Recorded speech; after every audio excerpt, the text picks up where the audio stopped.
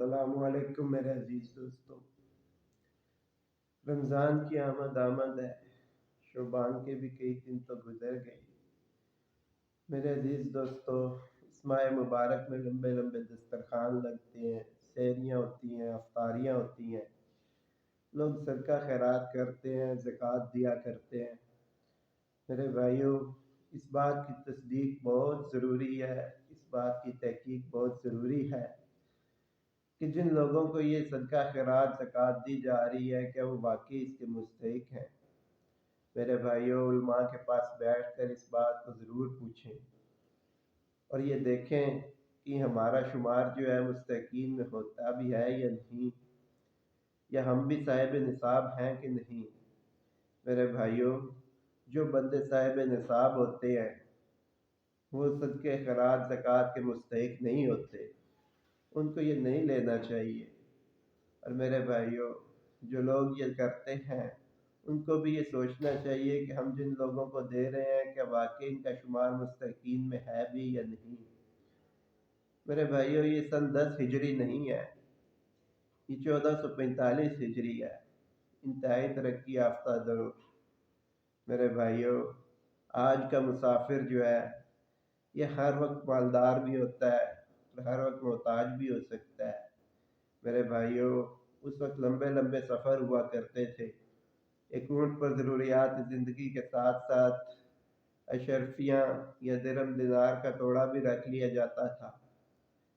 لیکن بات یہ ہے کہ مسافر جو ہے اونٹ کو ذبح کر کے نہیں کھا سکتا کہ پھر مال کیسے اٹھائے گا اپنا، اور مال میں وہ درہم دینار اشرفیاں نہیں کھا سکتا، یہ پیٹ بھرنے کے لیے نہیں ہوتی، یہ تو اشیاء ضروریہ کو خریدنے کے لیے ہوتی ہیں۔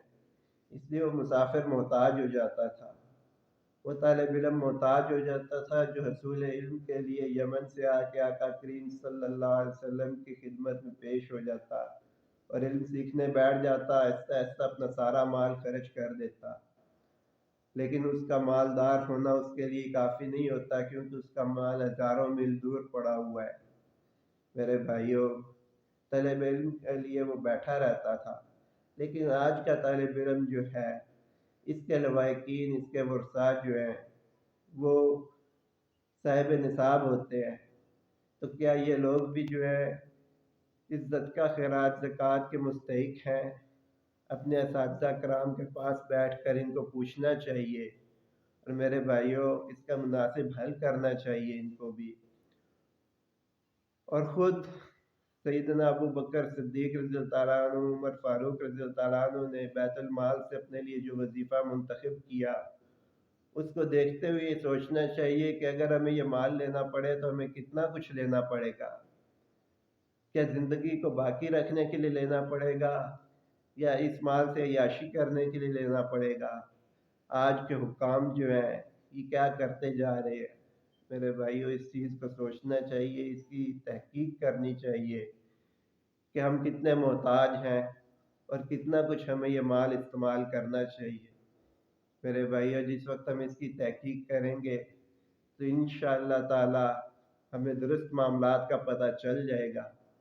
میرے بھائیوں، تحقیق کے لیے اپنے اس عالم کے پاس جاؤ جس پر آپ کو بھروسہ ہے، جو اللہ رب العالمین کے احکامات آپ کو بتاتا ہو، جو حضور نبی کریم صلی اللہ علیہ وسلم کے طریقے کے مطابق خود بھی زندگی گزارتا ہو اور آپ کو بھی اس بات کے لیے کہتا ہو کہ آقا کریم صلی اللہ علیہ وسلم کے طریقے پہ چلنے میں کامیابی ہے۔ میرے بھائیوں، یہ پوچھنا، یہ تحقیق کرنا ہم سب کی ذمہ داری ہے کہ دین کا سیکھنا جو ہے یہ فرض ہے، اور اگر ہم ایسا کریں گے تو کامیاب ہو جائیں گے۔ تو اس کے لیے محنت کوشش کرو، اللہ رب العالمین سے مانگو، اللہ رب العالمین ہماری اصلاح فرمائے، اللہ رب العالمین ہمیں ہدایت والے رستے پر چلائے۔ میرے ساتھ دیکھتے رہیے یوٹیوب پر میری آواز 87۔ السلام علیکم۔